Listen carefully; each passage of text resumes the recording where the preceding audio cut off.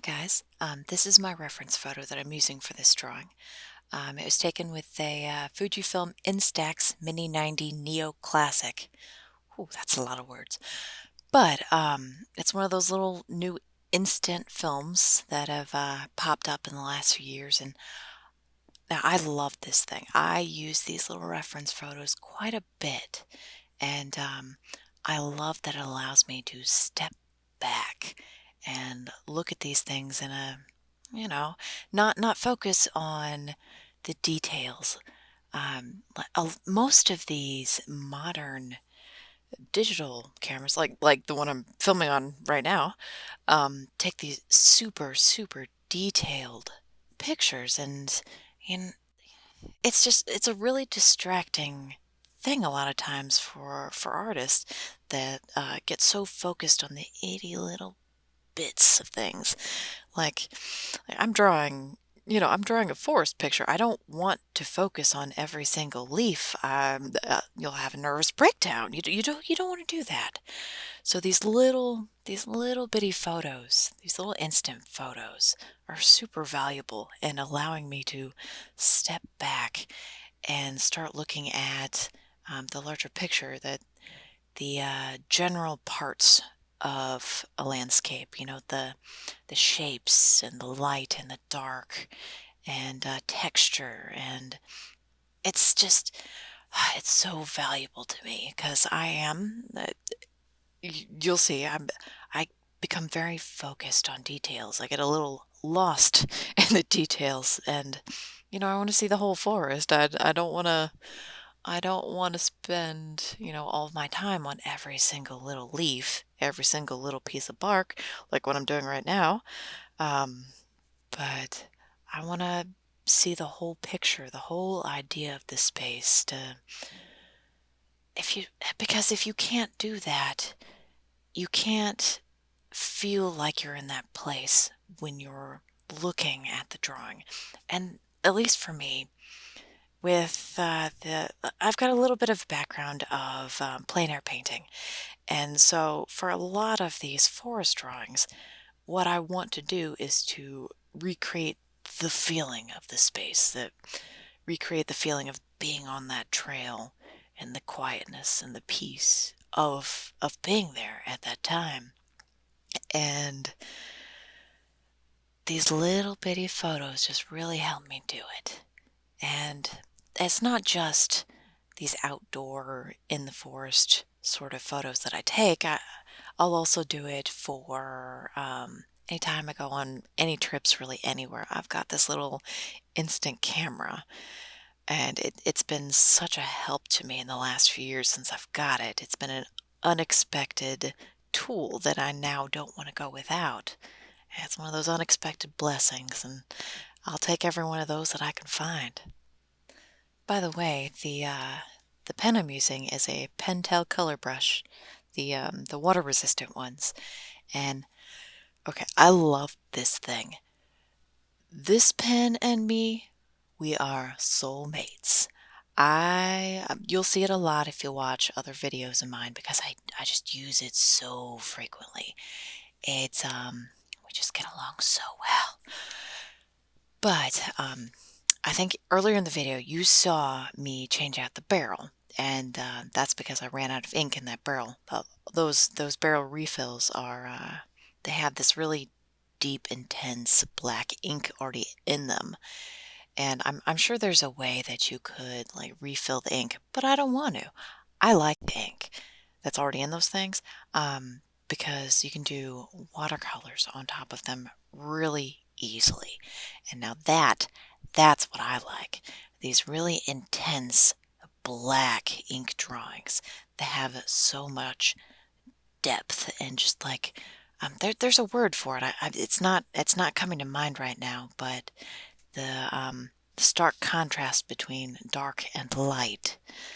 But it's so easy to do that with these things, and that's so important for these forest drawings, the forest paintings that have so much difference in the light and the darks, and the tonal values are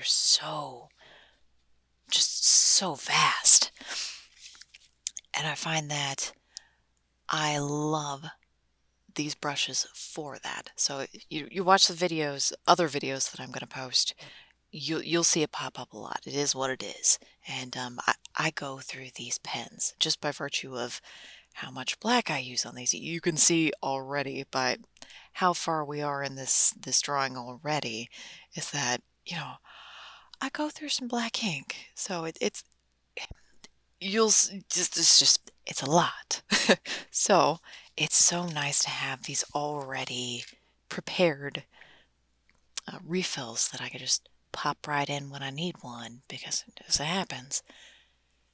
But these pens I take with me everywhere. It's just not for just studio drawing like this one today that you're seeing, but I'll take this with me on trips. I'll take it with me to my day job so I can draw during lunch. If I'm going to the grocery store, heck, you never know, I might have a couple minutes. I'll take it there too. And it's just it is meant to be. We are so Pentel, please never, never stop making these, please. I will be so sad. I am a lifelong customer for these pens. If y'all haven't tried them and if something like this looks really interesting to you, please go out and get one. Try one. I promise. It is worth the shot. You may not like it. I think it's a very acquired taste because you can get quite distinct lines with this thing. Not everybody draws like this, but I do. So, if you like this style and you want to try something like this, go get some of those brush pens. Go get one brush pen and see if you like it. Maybe it will. Who knows?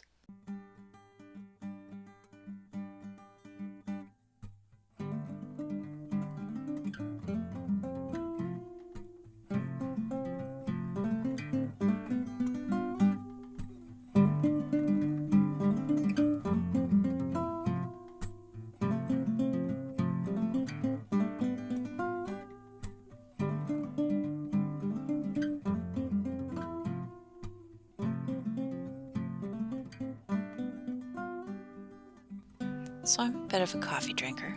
You'll see me reach my left hand every once in a while to, get some coffee and put it back. I am ambidextrous, so I will use both hands at the same time when I feel like it. I do primarily draw with my right, but occasionally I'll use both at the same time. But the coffee thing. Now, I almost always have some sort of cup of coffee around me somewhere when I'm drawing and painting. I love coffee. It is something I like to have in my life. I would like to continue to have it around me in a constant basis. But and look at that, I just switched to something else. I don't remember what I was drinking. Probably Kool-Aid or something. But since the coffee's around me so often, and I also happen to be a bit clumsy, occasionally drawings get sprinkled with little coffee drops. And we're not going to tell anybody, right? Just between me and you, that's when you just add more black on top. Black covers brown. It's okay. But I got lucky in this one that I didn't spill anything on this painting, so you'll eventually see it in a video. It is what it is. Not in this one, but I'm sure there will be one in the future where we have a little coffee disaster, and we're just going to keep going with it because that's what you do in life, right?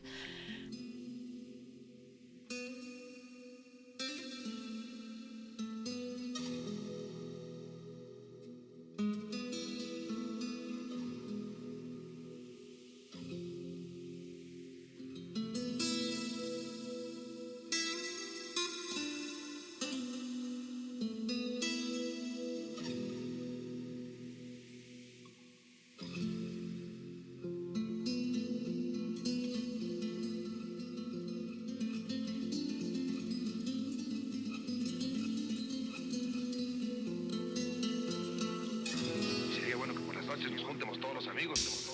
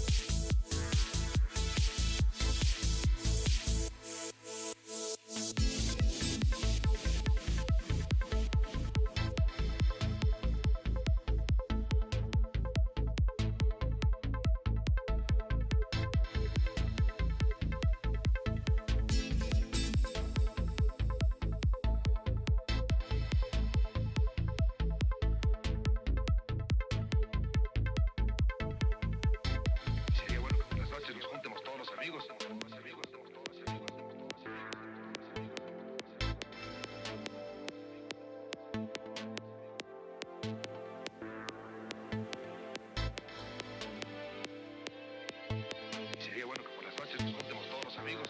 Sería bueno que por las noches nos juntemos todos. Sería bueno que por las noches nos juntemos todos los amigos. Los amigos, los amigos, los amigos, amigos, amigos, amigos, amigos, amigos, amigos, amigos, amigos.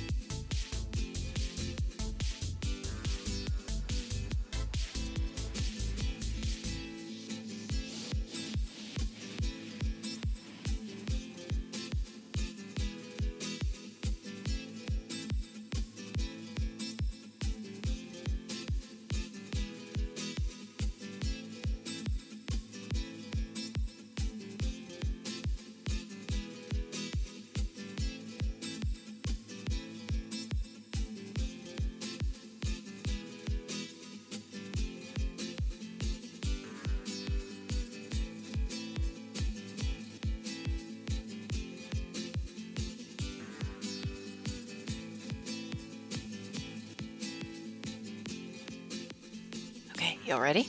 You ready? It's coming. The next step, it's coming. It's coming. Boom. Okay, so what those colorful sheet looking things are, those are actually, they're, how do I explain what they are? It's watercolor that's on a piece of paper. It's actually a really cool product. And this is only like the second or third time I'd used these. They're Peerless transparent watercolor sheets is what they are. Peerless watercolors, and they've been around for decades. These are some of the coolest traditional paints that I have ever used, and they're just I just don't have anything else like this. And all you have to do is just add a little bit of water onto them, and you get the pigment right off. You can put it anywhere you want, and they behave really well on top of my favorite brush pen. So that's always going to give you extra bonus points for me. Um, but since this is such a new product for me, did I buy only a couple? Oh no, of course not. I'm a bit extra. It is what it is. I bought all of them. So they have a prism pack. I think that's what it was called. But it was all 80 of the different colors. It's a little extra, but I had a feeling I was gonna like it, and I'm glad I did. I'm going to keep using these.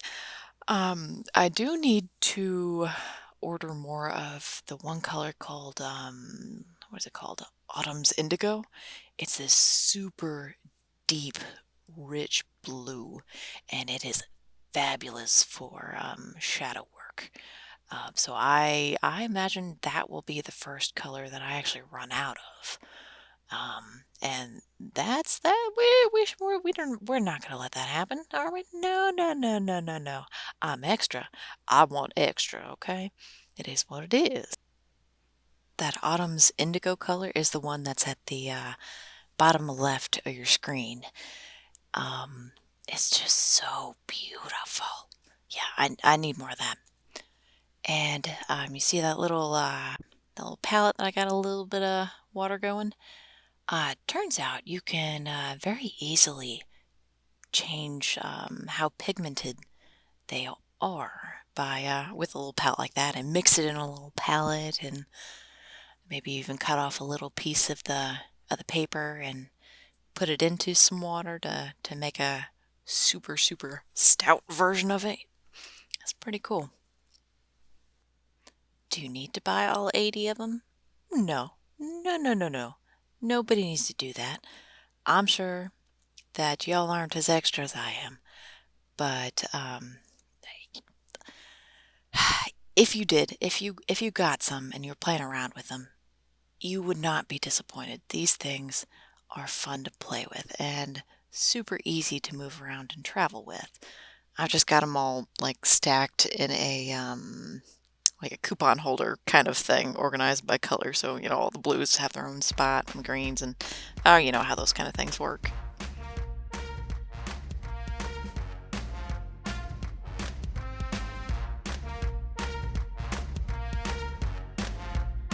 Oh, just look at that blue go. Oh.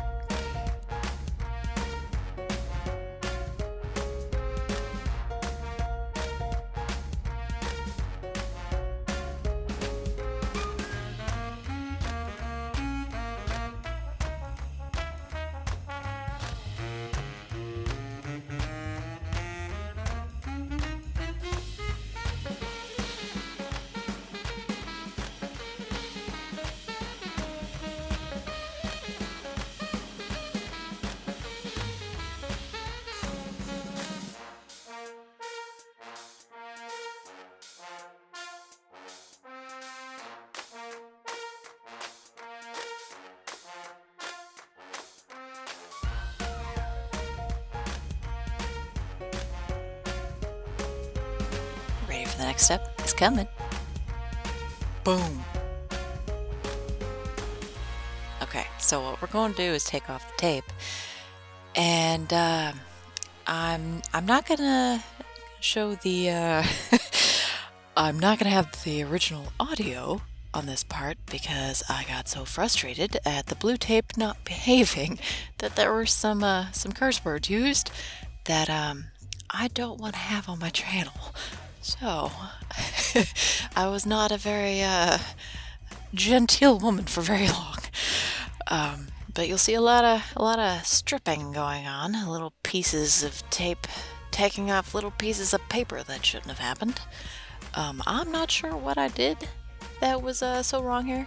But yeah, I was very, very unsatisfied with peeling off the tape this time. See that little piece right there? That's just not going well. Paper everywhere. It's not supposed to do that. So I gotta figure out what I did wrong. Could have been something as simple as I left it on too long. I didn't take it off quick enough. These videos take a long time to film. See, look at that little spot right there that I just pointed at. Ugh! It's not supposed to do that. And here's the final after I had let it dry. Now, I need to admit to y'all, I actually pressed this for weeks because I used a paper that was not thick enough. So you can see the warbles in the page that I'm not a big fan of. So this is not a painting that I would sell or even try to. No, it's not coming back from that part of it. So this one is just for me. I'm doing a little detail work at the very end because there were some spots that needed to be covered up. Had a little bleeding issue that I fixed. And yeah, I mean, sometimes this happens. You have to do little details at the very, very end. And there she is. Thanks, guys.